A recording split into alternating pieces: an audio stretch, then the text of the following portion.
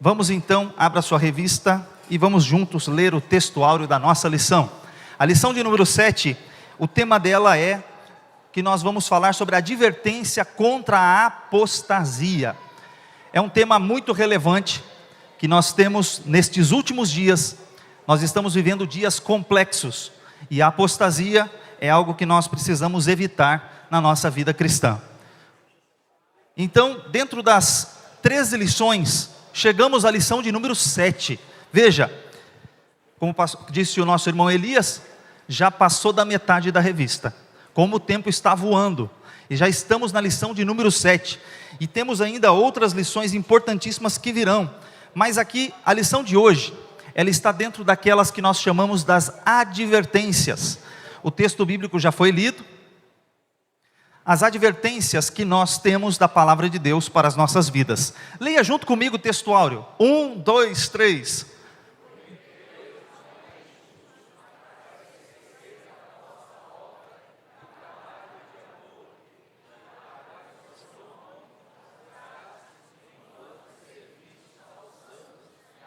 Amém, glória a Deus.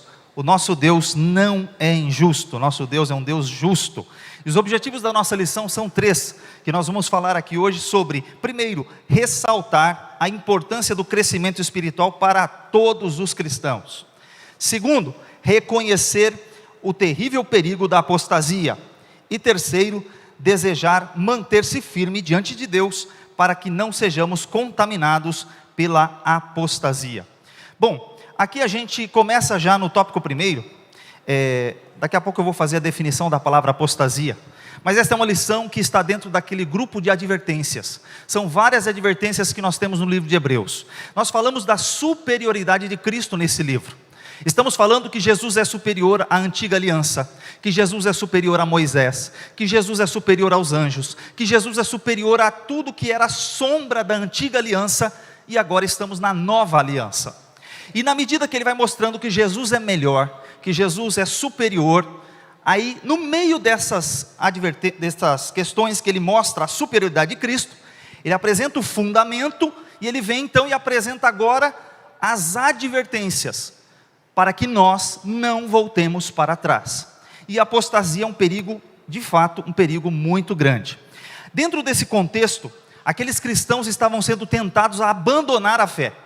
Eles estavam sendo tentados a voltar ao judaísmo, a voltar à sua antiga vida, por causa das lutas, por causa das provações, por causa de todas as perseguições que eles sofriam. Eles eram tentados todos os dias a retroceder. E aqui, dentro desse contexto, a gente traz que o apóstolo que escreve esta epístola, o servo de Deus, ele nos alerta com relação a um problema muito grave, porque ele começa a mostrar isso aqui, infância espiritual. Dentro desse tópico, do tópico 1 da sua lição, você encontra que ele vai falar um pouco sobre um texto que está no capítulo 5. Ele reforça aqui, esse texto aqui, deixa eu colocar para vocês. De fato, embora a esta altura já devessem ser mestres, vocês precisam de alguém que lhes ensine novamente os princípios elementares da palavra de Deus. Estão precisando de leite e não de alimento sólido. Ele está falando aqui de uma igreja que pelo tempo, que pela sua experiência decorrido, eles já deveriam ser mestres. Ele está chamando a atenção para que a igreja de Deus possa crescer. E para isso ele está falando sobre maturidade. E para você que não adquiriu ainda o livro de maturidade do pastor Luciano Subirá, é a oportunidade que você tem. Ainda temos 8 livros ali, amém? Então você pode adquirir. E ele vai falar exatamente sobre cristãos que não querem crescer. Cristãos que ainda estão conforme essa ilustração aqui. Nasceu em 80, era bebê. Chegou no ano 2000, continua sendo bebê. 20 anos depois ainda é bebê. Estamos em 2023, já era para estar com 40 e pouco. E continua sendo bebê. Não quer trocar o alimento, não quer crescer, não quer se desenvolver. Ou seja, o que o texto está dizendo aqui? O apóstolo pega e fala assim, peraí, como é que pode? Começou tomando leite. O leite é essencial. Uma criança precisa do leite, não é ruim o leite, desde que você seja bebê. Desde que você seja criança. O leite não é ruim, o leite é bom. O leite é necessário, porém, depois de uma fase, você precisa trocar o seu alimento. E aí eu trago essa metáfora. Aí agora é com a crente, aleluia. Agora você gostou, hein? Você vai sair disso daqui e vai evoluir. Esse aqui é para os fitness, e esse aqui é, né? Ô glória, os crentes. Churrasco dos homens vencedores, da mulher vitoriosa, é benção, aleluia. Então, tem que trocar o alimento, meu irmão. Você não pode ficar só no leitinho. Temos que evoluir. Então, o que o apóstolo está dizendo aqui? Ele está dizendo, começaram nos fundamentos, nas doutrinas elementares, bebendo leite. Eu continuo tendo que dar leite. Vocês não têm condições de receber outra coisa. Eu preciso continuar repetindo as mesmas coisas. Ele está falando para nós. E aí ele vai explicar o que são essas mesmas coisas. A gente já vai entrar no ponto. Mas olha só o que ele chama a nossa atenção. Ele chama a nossa atenção para isso aqui, ó. O tópico 1.1 da nossa lição fala assim, negligência para ouvir. Você já falou com uma criança e ela faz de conta que não escutou nada? Você fala, não faz isso. O que ela faz? Exatamente o que você disse, não faz, ela vai e faz. Não coloca o dedo na tomada, ela vai lá e põe o dedo na tomada. Até que ela toma um choque e aí ela aprende que aquilo faz mal. Mas você fala, não faz, e ela pega e faz exatamente o contrário do que você disse. Então, muitas vezes, a atitude de criança é você receber uma instrução. É assim que funciona. Você deve agir dessa maneira. E a gente vai e faz o contrário. Então, uma atitude de criança é exatamente ser negligente para ouvir. E ele não está falando, de fato, com crianças. Ele está falando com a igreja. O que mais chama a atenção aqui do texto é que ele não está falando com criancinha. É uma atitude de criança. Ele está falando com gente adulta. Então olha o que está escrito no texto. Ele escreveu assim, ó, do qual muito temos que dizer, de difícil interpretação, porque vos fizestes negligentes para ouvir. E eu quero chamar sua atenção para essa palavra negligente. Negligente é alguém que sabe fazer o certo e faz o errado. Deliberadamente ele toma a atitude de fazer o que é o contrário. Ele sabe fazer o bem e faz o mal. Ele sabe fazer o certo e faz o errado. Ele sabe fazer o que é muito bom e faz aquilo que é relaxado. Ele faz de propósito. Isso é ser negligente. Outras vezes, nós temos uma outra tradução, na Nova Almeida atualizada, ele colocou o seguinte, como sendo uma preguiça de ouvir. Algumas outras traduções assim, vocês se tornaram lentos para aprender, lentos para evoluir. Mas a melhor ideia aqui, preguiça também é o quê? Você podia se levantar e fazer alguma coisa, mas a pessoa que está com preguiça decide não fazer. Então, a primeira advertência que a gente recebe nessa manhã é o seguinte: não podemos ser preguiçosos, não podemos ser negligentes. Nós precisamos evoluir na fé cristã. É uma decisão que eu e você tomamos, porque a palavra de Deus é rica, ela é eficaz, ela é maravilhosa. Então nós, como igreja, nós precisamos tomar a decisão de crescer. A gente não pode querer continuar a vida sendo bebê. A gente precisa tentar evoluir a cada dia, crescer na graça, crescer no conhecimento. É buscar fazer isso. Então é uma decisão que você toma. O Provérbios 22:15 também está escrito: a insensatez está ligada ao coração da criança, mas a vara da disciplina a livrará. Ou seja, ele está falando aqui, ó, a insensatez é algo natural de uma criança, mas tem um remédio. Tem um remédio, e esse remédio, ele vem pela vara. Ah, mas não pode falar hoje de vara, de palmada, porque a lei mudou, porque aqui ele está falando que a criança precisa ser disciplinada, ela precisa ser corrigida, e que a correção afasta a insensatez de uma criança, a estupidez.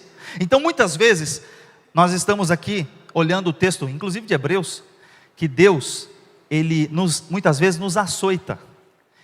Deus muitas vezes, Ele bate na gente. literalmente, porque ele diz assim, que é para que nós possamos evoluir, para que nós possamos crescer. A correção, a princípio, não parece ser de gozo, mas depois vai produzir uns frutos dessa correção.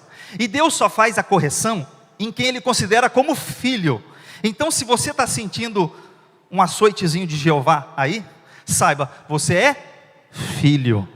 Você é filho, filha de Deus. Você não é bastardo, é isso que o texto vai dizer. Você foi escolhido para ser filho de Deus. E o filho, o pai corrige. A quem é o pai que o pai não vai corrigir? Se é um filho, o pai vai corrigir.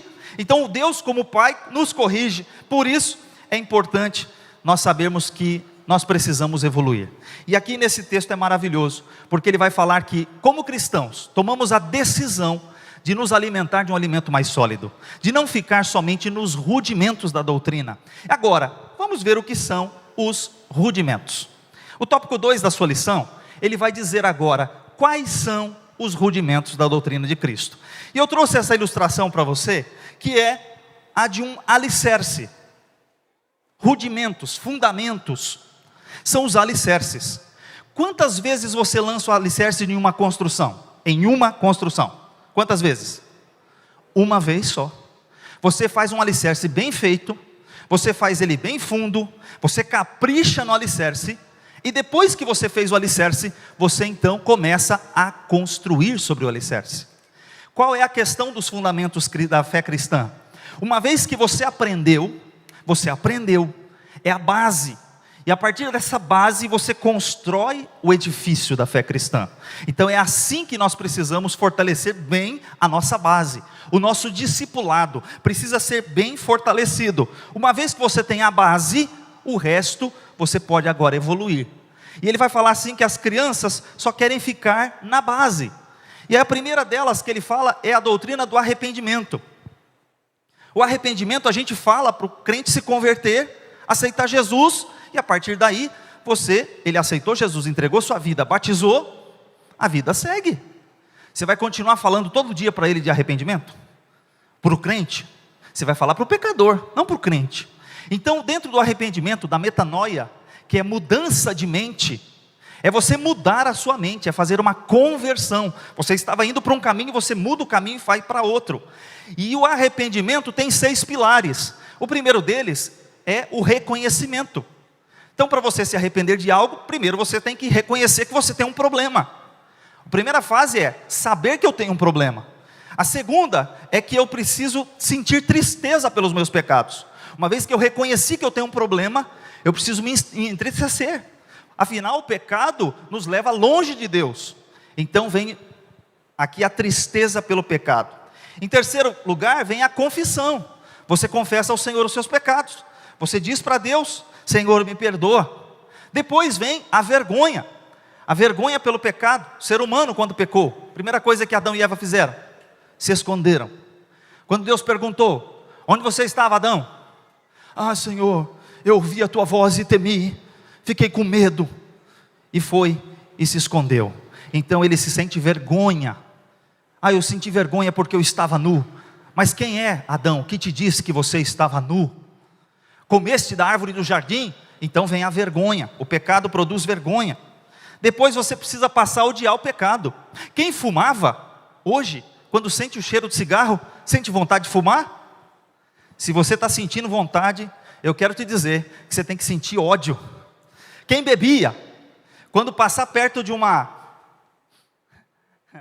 copinho de bebida, o que ele tem que fazer? Tem que sentir nojo. Por quê? Você precisa começar a odiar o pecado. Agora, se você ainda não está tão liberto assim, não vai forçando a barra. Não fica cheirando bebida, não fica passando perto do cigarro, entendeu? Mas o cristão, quando sente o seu arrependimento e fala: eu vou largar isso não vai me segurar mais. Você vai sentir o ódio pelo pecado. Aquilo vai te causar nojo. Aquela atitude que você fazia antes, você não vai fazer mais, porque você está arrependido. Você mudou a sua atitude. Então é essa atitude que precisa ter no arrependimento. O que mais? E aí vem a última fase. Você tem que abandonar o pecado. O que confessa e deixa, alcança a misericórdia. Então não adianta ficar: então, mas eu gosto, mas não. Você não tem pecado de estimação. você tem que se arrepender e abandonar o pecado. Esses são os 6 passos do arrependimento. Então, o arrependimento e a fé, ele coloca arrependimento e fé em obras mortas. Ele está falando das antigas práticas que os judeus tinham, sacrifícios, em coisas que eles faziam naquela época. E eles falaram assim: você não pode voltar para aquela atitude anterior que você tinha. Você agora tem que progredir. Então você se arrependeu, você agora tem fé, e agora a sua fé tem que estar depositada em Cristo. Você está agora com a fé em algo que é superior, e não na antiga aliança. Você agora tem que avançar. A segunda passo que a gente vai falar ali, ele fala também que faz parte do processo, é essa ilustração aqui, ó. O que é isso aqui? É o batismo. O batismo faz parte do fundamento, faz parte do alicerce, faz parte da base. Precisamos falar do batismo, precisamos incentivar o batismo. Então, uma vez que você aprendeu, você já foi batizado, você vai ser batizado de novo? Um só batismo. Está batizado, meu irmão, glória a Deus, vida segue. Já recebeu a instrução, já foi batizado, agora é santa ceia, agora é vida cristã, agora é vida com Deus, agora você prossegue a sua vida cristã. Você não precisa ficar querendo ser batizado de novo. Eu acho que o meu batismo não valeu, eu acho que eu ainda estou muito pecador, preciso batizar de novo. A gente não tem o hábito de batizar toda vez que a pessoa acha que pecou. Tem igreja por aí que faz isso, a gente não. Um só batismo, você batizou, você confessou seus pecados, você reconheceu que você é pecador, você foi batizado em nome do Pai, do Filho e do Espírito Santo, e ponto, está resolvido. Tem gente que fica por aí, discutindo, como é que tem que ser o batismo? Eu te batizo, está errado, não pode falar eu te batismo em nome do Pai, do Filho e do Espírito Santo, tem que dizer, te batizo em nome do Pai, do Filho e do Espírito Santo. Tem uma igreja que fala a fórmula, fala que o nosso batismo está errado, porque a gente diz, eu te batizo. Pois eu te pergunto, quem é que batiza? E qual é a diferença de você tirar o eu e falar te batizo? Você só deixou o sujeito oculto, continua sendo eu te batizo. Então veja, ficam numa discussão tola, fica discutindo, outro quer batizar só em nome do Senhor Jesus. Ele tira o Pai, ele tira o Espírito Santo do batismo. Pois no batismo de Jesus, na hora que passou a ilustração ali, só não teve a voz. Mas quando Jesus foi batizado, Jesus é o Filho. Você viu uma pomba ali, ó, o Espírito Santo descendo em forma corpórea de pomba, e uma voz do céu disse assim: este é meu Filho amado, em quem me comprazo. Estava o Pai, estava o Filho e estava o Espírito Santo. E quem mandou batizar em nome do Pai, do Filho e do Espírito Santo foi o meu Jesus. Alguém fica falando, mas o Pedro falou para batizar em nome de Jesus. Irmão, você prefere a palavra do Pedro ou você prefere a palavra de Jesus? Você quer se apegar melhor na palavra do Pedro e esquecer Jesus? Jesus é o mestre, Pedro é o servo. E Pedro não está ali fazendo fórmula batismal. Então, aprendeu sobre o batismo, batizou, foi batizado em nome do Pai, do Filho e do Espírito Santo, está batizado, vida que segue, meu irmão. Agora, você vai seguir a vida. Já está batizado. Agora, ele fala sobre imposição de mãos. No Antigo Testamento tinha imposição de mãos, quando eles traziam a oferta, o pecador colocava a mão na cabeça do animalzinho, o animalzinho morria no lugar do pecador. Isso acontecia.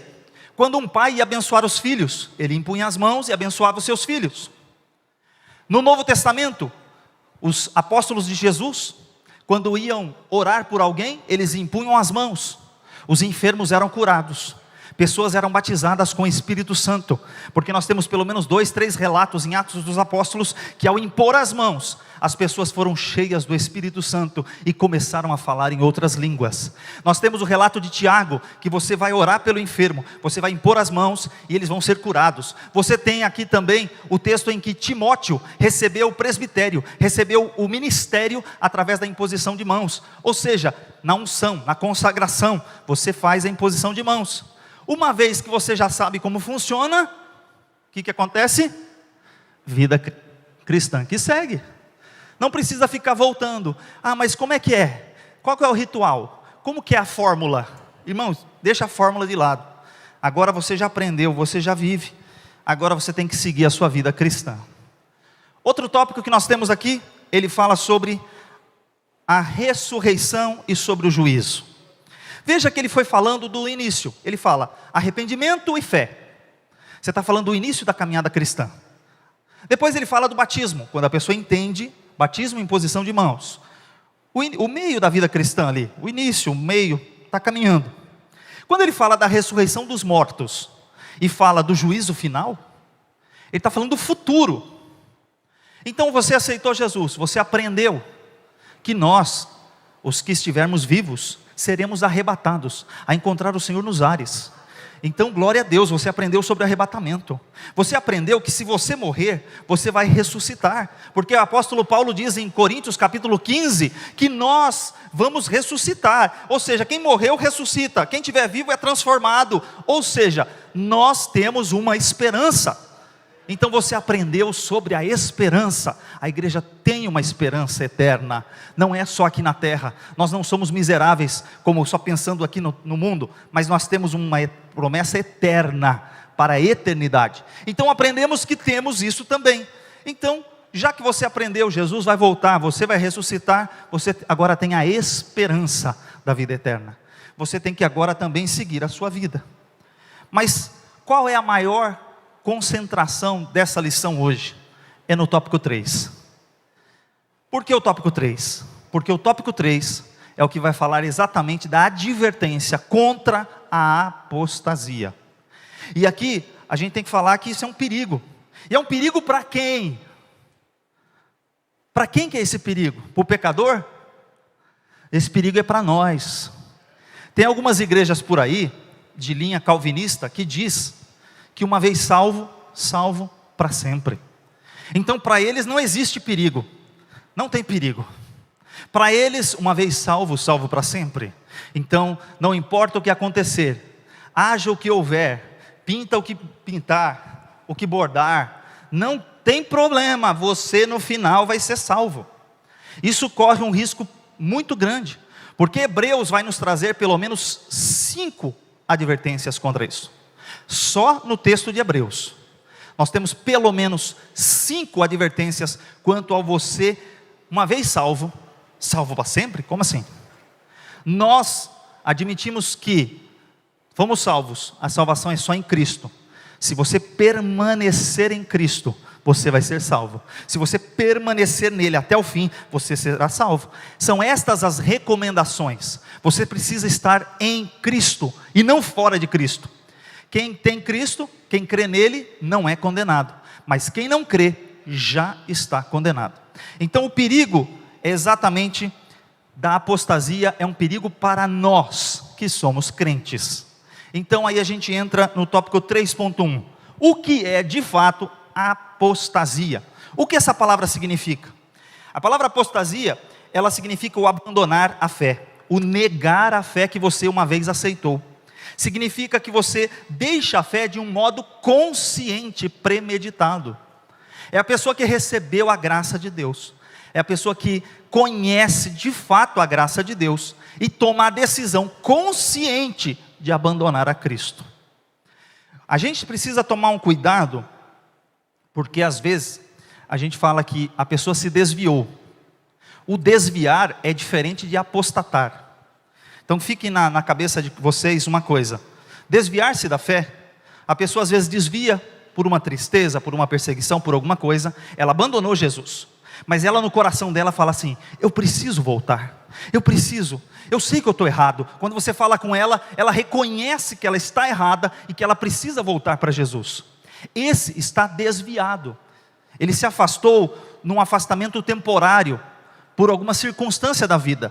Esse é o afastamento. Agora a apostasia é a pessoa que fala assim: tudo que vocês ensinam está errado, eu não quero nem saber, eu não quero saber de Jesus, eu não creio em Deus. Ele se afasta totalmente da possibilidade de ser restaurado. Ele zomba da fé cristã, ele zomba de Jesus, ele zomba de Deus, ele zomba de tudo que é sagrado. Então reconheça que há pessoas que um dia pertenceram à igreja de Deus e que elas podem ter tomado o caminho da apostasia. Elas não sentem vontade de se arrependerem, diferentemente de outras pessoas que, como eu estou dizendo, desviado num sentido mais natural, nós fazemos o apelo, ele vem chorando aqui. Porque o Espírito Santo toca no coração dele, ele vem chorando, porque ele reconhece que ele precisa de Deus. Mas o apóstata é uma outra classificação, é uma situação mais grave, é uma situação que não tem volta. Então esse é o perigo muito grande. Por isso, nós vamos falar aqui de 5 advertências no livro de Hebreus. A primeira delas está no capítulo 2, versículos 1 a 4. Preste atenção, aqui um pouquinho contextualizando. Seja diligente à palavra, não se desvie. Se você ler esse texto, ele fala para você atentar para a palavra, para você ser diligente, para você ser uma pessoa que preste atenção, uma pessoa que esteja atenta, uma pessoa que não seja relaxada. Preste atenção, seja diligente, seja uma pessoa cuidadosa. Saiba que você recebeu um presente de Deus, é uma dádiva de Deus. Você precisa cuidar desse presente. O que Deus deu para você é algo precioso, custou o seu precioso sangue. Não foi ouro, não foi prata, mas foi o precioso sangue do nosso Senhor e Salvador Jesus Cristo. Então valoriza o que você tem, guarda o que tem, para que ninguém tome a tua coroa. Cuide muito bem da sua salvação. A segunda advertência está no capítulo 3, versículo 7, até o capítulo 4, versículo 13. Já foi estudado aqui. Se hoje você ouvir a voz do Espírito Santo, não endureça o seu coração, como na provocação no deserto. Então o Espírito Santo fala, e fala com quem? Com o pecador? Também fala. Mas o texto aqui é para crente. Ele está falando, se hoje você ouvir a voz do Espírito Santo, não endureça o seu coração. Abra o seu coração para ouvir a voz de Deus. Então o Espírito Santo fala com a igreja, o Espírito Santo fala conosco, o Espírito Santo continua nos alertando sobre coisas que nós precisamos melhorar. O Espírito Santo a cada dia nos instrui, nos orienta. Ele é o consolador, então ele está conosco, ele não é o nosso inimigo. Há uma diferença muito grande. O inimigo, a palavra diabo significa adversário. Satanás, acusador. Ele acusa-nos dia e noite. Só que o Espírito Santo não acusa. O Espírito Santo convence do pecado, da justiça e do juízo. O Espírito Santo não é acusador para te levar ao mal, é para te levar ao bem. Então o Espírito Santo ele fala, e ele está falando nos nossos corações. Amém. A terceira, não se torne negligente. Tome cuidado com a apostasia. É a que a gente está estudando hoje. Então ele está dizendo aqui para nós, não seja negligente. Não trate a salvação de qualquer forma. Trate ela com todo respeito. Aquilo que você recebeu de Deus é precioso. Não seja relaxado na sua vida cristã. Tenha uma vida cristã diferenciada. Seja um cristão abençoado. Seja bênção na vida dos outros. Não seja um cristão nominal. O que é um cristão nominal? Ah, eu vou lá. Eu frequento. Eu sou. Mas a vida dele nega tudo o que Jesus ensinou. Então a nossa vida precisa condizer com o que Jesus ensinou. Então ele está falando aqui, não seja negligente, tome cuidado com a apostasia. E a gente vai ver daqui a pouco quais são essas características da apostasia. Em quarto lugar, não deixe de congregar, não retroceda, avance. Vai ter mais uma recomendação no capítulo 10. Algumas pessoas aqui começaram a deixar de vir à igreja, começaram a não congregar mais. Ah, eu não vou mais na igreja. Ah, não vou. Ah, estou cansado. Ah, eu não vou. E foi deixando de congregar. E foi deixando de congregar. E a pessoa vai ficando fraca. Eu vou quando der. Irmão, eu sou de uma época que às vezes você não tinha carro. Você ia a pé. Você ia debaixo de chuva. Você fazia um sacrifício tremendo. Você pegava 2, 3 ônibus. Você fazia das tripas o coração, como dizem algumas pessoas. Você fazia de tudo para vir na igreja. Hoje você com 2 carros na garagem, com guarda-chuva, com estacionamento, com tudo, a gente fala, não vou hoje não, hoje eu estou cansado, eu vou assistir aqui no YouTube mesmo, vou ligar aqui no YouTube, vou olhar para aquela câmera ali, e vou assistir o culto ali, eu não vou lá não, eu vou ficar aqui em casa, no sofá, esborrachado, assistindo o culto. Não, irmão, venha, com sol, com chuva, venha. Você vai adorar a Deus. é o Rei dos Reis, é o Senhor dos Senhores, é na comunhão dos irmãos, é na comunhão da igreja, você está no corpo, então venha, não deixe de congregar. Já é um sintoma, ele fala assim, não pare de congregar, não retroceda, avance, vai para cima, vai para frente. Em quinto lugar, deixe todo embaraço e olhe para Jesus, autor e consumador da fé. Ele fala, pelo que deixando todo pecado, todo embaraço, tudo que me atrapalha, eu vou correr para Jesus, eu vou para frente. Você foi chamado para ir para frente, para avançar. Você não é para ficar criança, é para você crescer. Você foi chamado para crescer, para avançar, para melhorar. Nós fomos chamados para algo glorioso, então não volte para trás. E aí a gente vai mostrar agora para você, no tópico da lição, apostasia no Antigo Testamento. E eu começo mostrando para você essa imagem. E eu vou explicar para você essa imagem. Isso aqui é o templo de Jerusalém. Lá é o altar. Aqui é a área santa, onde tem essas luzes. Aqui é a área santa. É o templo. Aqui é o pátio exterior. Aqui é o lado de fora, do lado norte. Aqui aconteceu algo que vocês estão vendo ali, ó. Eu vou ampliar um pouquinho para vocês entenderem. O povo de Israel, na época de Manassés, ergueu uma estátua de Astarote, uma deusa feminina, uma deusa da fertilidade, uma deusa nua, na porta da entrada do templo. O templo ali, ó, é nessa porta aqui, ó. A estátua está aqui, ó, na entrada da porta. Para cá é o Deus de Israel. Do lado de fora da porta, o povo estava adorando imagens. O povo apostatou-se da fé. O Deus Todo-Poderoso que livrou esse povo, que tirou esse povo do Egito, que fez esse povo caminhar no deserto, que sustentou 2 milhões de pessoas por 40 anos. Esse Deus que abriu a porta, que fez eles entrarem na terra de Canaã, que fez eles conquistarem Jerusalém. Esse Deus que fez prosperar Davi, Salomão. Esse Deus que fez prosperar toda a família de Davi. Esse povo construiu estátuas e começou a adorar uma deusa da fertilidade na entrada da porta do templo. Isso se chama abominação. Você trocar o Deus Todo-Poderoso por outra coisa. Então não troque o seu Deus, não troque o seu Jesus por outra coisa. Não troque Jesus pelo carnaval, não troque Jesus pelos prazeres que estão lá fora. Não troque Jesus por nada, porque esse povo fez isso. E sabe o que aconteceu com esse povo? Morreu. Deus enviou Nabucodonosor. Esse templo inteiro foi destruído. Há uma visão de Ezequiel capítulo 8, onde a glória de Deus se levanta, e a glória de Deus sai pela frente, lá para o Monte das Oliveiras, e Deus se afasta, e aí vem o inimigo e acaba com tudo. Por quê? Porque eles abandonaram Deus. Está escrito assim, ó, chegai-vos a Deus, e Ele se chegará a vós. Deus disse, usando um profeta para falar com o rei Asa, se vocês se chegarem a mim, eu se chego a vocês, porém se me deixardes, eu também deixo vocês. Então qual é a advertência? Chega diante de Deus, e Deus vai se chegar para a sua vida.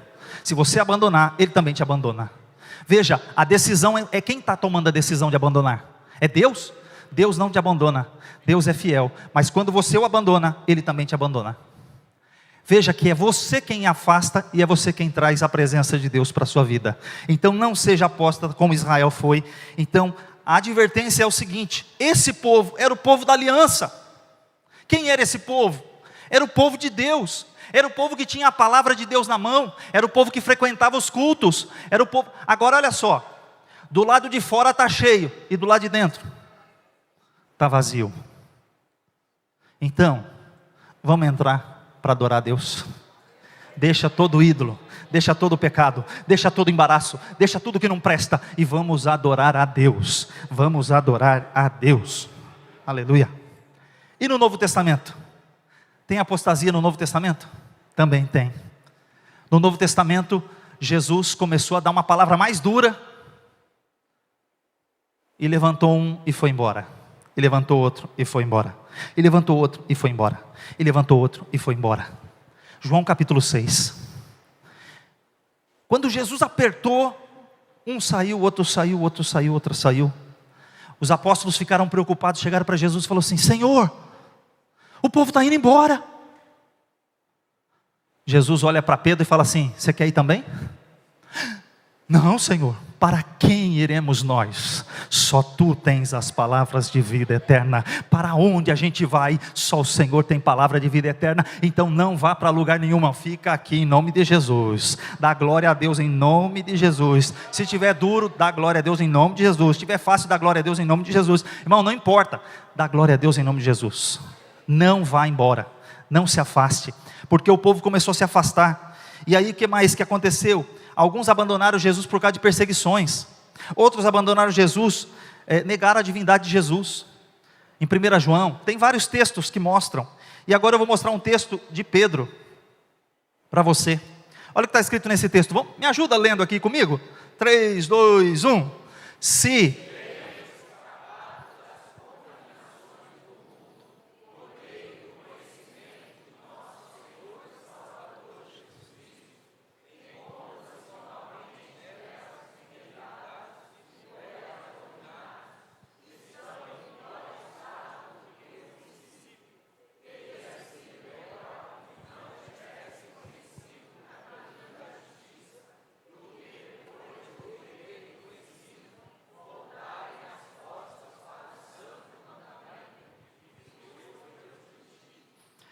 Aí eu te pergunto, se pelo conhecimento de Jesus você conheceu Jesus, não tem como você voltar atrás?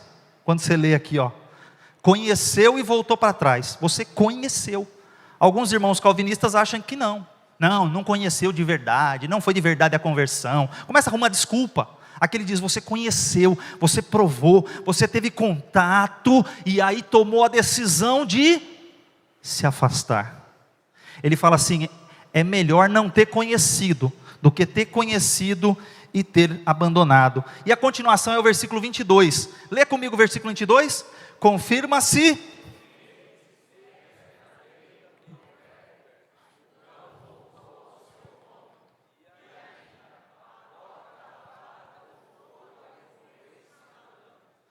Então nós não podemos voltar atrás, não é opção. Aquele que lança a mão no arado e olha para trás, não é apto para o reino de Deus. É para frente, é para frente, é para frente que você vai olhar, é para Jesus, o autor e consumador da fé. Você não vai olhar para trás. A mulher de Ló olhou para trás, o que aconteceu com ela? Virou estátua de sal. Não é para olhar para trás, é para olhar para frente. Prossiga para o alvo, prossiga para Jesus, olhe para frente, não volte. E aí eu coloquei uma imagem aqui. Never look back. Nunca volte para trás, nunca olhe para trás, não faça isso. É um tópico da nossa lição. Não volte para trás, não olhe para trás, vai para frente em nome de Jesus. Olha esse texto aqui também de 1 Timóteo 1,19, eu vou ler. Mantendo a fé e a boa consciência que alguns rejeitaram, e por isso naufragaram na fé. Entre eles estão Himeneu e Alexandre, os quais entreguei a Satanás para que aprendam a não blasfemar. Aqui o apóstolo Paulo está falando de duas pessoas que eram crentes, que eram cooperadores de Paulo, eram pessoas que trabalharam, mas eles deixaram-se naufragar na fé. Então, infelizmente, pessoas que às vezes trabalharam, viveram, infelizmente, existe a possibilidade de você naufragar, mas em nome de Jesus, você que está aqui recebendo essa injeção de ânimo, essa injeção do alerta do Senhor, você não vai parar em nome de Jesus, você não vai morrer na praia, você não vai naufragar na fé, você vai continuar em nome de Jesus, você vai permanecer até o fim. Então muitos naufragaram. Certa vez Paulo falou assim, olha, Demas, que uma vez apareceu como cooperador, numa carta ele é elogiado, na outra está escrito assim, Demas, amando o presente século, me abandonou. Amando o presente século, por isso que está escrito, não ameis o mundo, nem o que no mundo há. Se alguém ama o mundo, o amor do Pai não está nele. Então deixa isso para trás e vamos em frente em nome de Jesus. E o texto que nós temos em Hebreus, que é da advertência de hoje, é esse aqui. Esse texto também é um texto poderosíssimo, que diz assim: ora, aqueles que uma vez foram iluminados, segundo, provaram o dom celestial, terceiro, tornaram-se participantes do Espírito Santo, quarto, experimentaram a bondade da palavra de Deus, quinto, e os poderes da era que há de vir, e caíram. É impossível que sejam reconduzidos ao arrependimento, pois para si mesmos estão crucificando de novo o Filho de Deus, sujeitando-o à desonra pública. E aqui eu vou trazer para você, um a um de novo, para você entender. São 5 coisas que está nesse texto. A primeira delas é, primeiro, eles foram iluminados.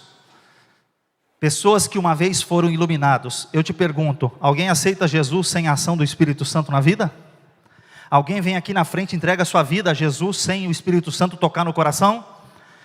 Ele teve sua mente, o seu coração foi iluminado, ele passou a enxergar algo que ele não enxergava antes. Tem gente que vem aqui e acha que é bonzinho, mas quando ele vem e ouve a pregação do Evangelho, o Espírito Santo fala: você precisa entregar a sua vida para Jesus, você não é bonzinho, você é pecador, e ele reconhece, ele é iluminado, porque nem todo mundo consegue entender, nem todo mundo consegue ser iluminado, ver a verdade do Evangelho, mas quando a luz chega, as trevas vão embora, e ele consegue entregar a sua vida para Jesus. Então uma pessoa que foi iluminada.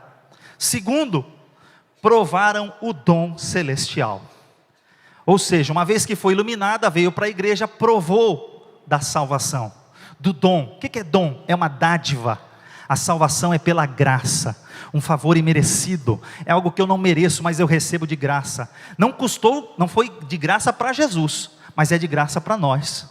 Então veja, para ele custou o seu sangue, a sua vida, mas para nós foi de graça. Então a pessoa recebe o dom, e ela recebendo esse dom celestial, que veio do céu, ela se torna participante do Espírito Santo. Veja, o Espírito Santo vem habitar na sua vida, o Espírito Santo vem morar naquela vida que antes não morava, antes estava o diabo lá. Então a casa foi limpa, foi adornada, e agora ela está ocupada com um habitante ilustre, que é o Espírito Santo. O Espírito Santo está dentro daquela vida, e a pessoa tem o Espírito Santo dentro de si. O que mais que ela tem? Ela prova também a boa palavra de Deus, ela começa a se alimentar com a palavra de Deus, e agora ela foi iluminada, ela prova o dom, ela recebe o Espírito, ela tem a palavra, e ainda ela começa aqui na terra, em quinto lugar, provar das virtudes do que há de vir. Você já tem um gostinho, quando você está no culto aqui, recebe a presença de Deus, você já tem um gostinho do que vai ser na glória. Se aqui é bom, imagina como vai ser lá. Se a alegria que você sente aqui, imagina a alegria que vai ser lá. Quando o Espírito Santo, quando você chegar lá no céu, você ainda já prova aqui, você já começa a receber as bênçãos aqui, do que você vai ter lá. Então você recebe tudo isso, e o que acontece? Essa é a advertência. Essas pessoas que provaram tudo isso, será que ela nunca foi crente, como dizem os calvinistas? Eu estou insistindo com esse ponto. Por quê?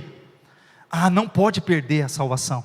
Uma pessoa que recebeu tudo isso aqui, o autor diz que perde.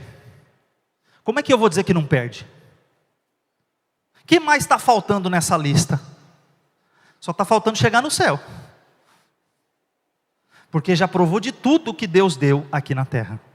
Mas a pessoa mesmo assim toma a decisão de virar as costas para Jesus. É isso que o texto diz: de novo tornam crucificá-lo. Deliberadamente abandonam Jesus depois de passar por tudo isso aqui, depois de receber todas essas bênçãos.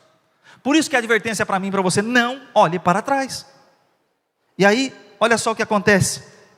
A apostasia, ela nunca é imediata. Por isso que é o alerta. Hoje você não quer orar, amanhã você não quer ler a Bíblia, depois de amanhã você acha que não precisa mais vir na Assembleia dos Santos, não precisa vir na igreja. Depois você fala assim: não precisa ler Bíblia, não precisa orar, tal. Aí já começa a ficar frio, mórbido, morto. Ou seja, começa um distanciamento. Então, a sua vida de oração diária precisa estar em dia, a sua vida de leitura precisa estar em dia, sua vida com Deus, seu devocional, sua frequência na igreja, você não pode ir afastando-se. Você começa se afastando aos poucos, e quando você vê, você já acha assim, agora não precisa mais na igreja, eu posso ficar só no YouTube. De vez em quando eu faço o meu cardápio de mensagens. Hoje eu vou ouvir a mensagem aqui, do fulano. Amanhã eu vou ouvir a mensagem de Beltrano. Amanhã eu vou ouvir a mensagem tal. Se eu deixasse a minha filha escolher só o que ela quer, ela só ia comer chocolate, sorvete. Chocolate, sorvete, chocolate, sorvete, chocolate, sorvete. Mas eu não posso deixar ela comer só chocolate e sorvete. Ela precisa comer o brócolis.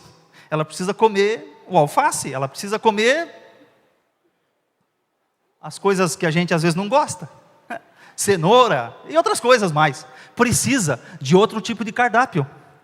Então, quando você vem na igreja, você não sabe quem vai pregar, você não sabe que mensagem vai ser. Então você um dia dá glória a Deus, aleluia, no culto da vitória. Outro dia você sai, ai papai, estou apanhando. Mas é assim, porque um dia Deus usa de uma forma, outro dia Ele usa de outra, e o cardápio é Ele quem dá, é aquilo que eu preciso, não aquilo que eu quero, é aquilo que eu preciso, não é aquilo que eu quero, porque é Ele quem vai te dar a mensagem na sua necessidade, naquilo que vai ser bom para a sua vida. Então, você não pode abandonar, não pode deixar para trás. Então, a gente termina com esse versículo aqui, 1 Coríntios 10, versículo 11 e 12. Estas coisas aconteceram a eles como exemplos, e foram escritas como advertência para nós, sobre quem tem chegado os tempos do fim, o fim dos tempos.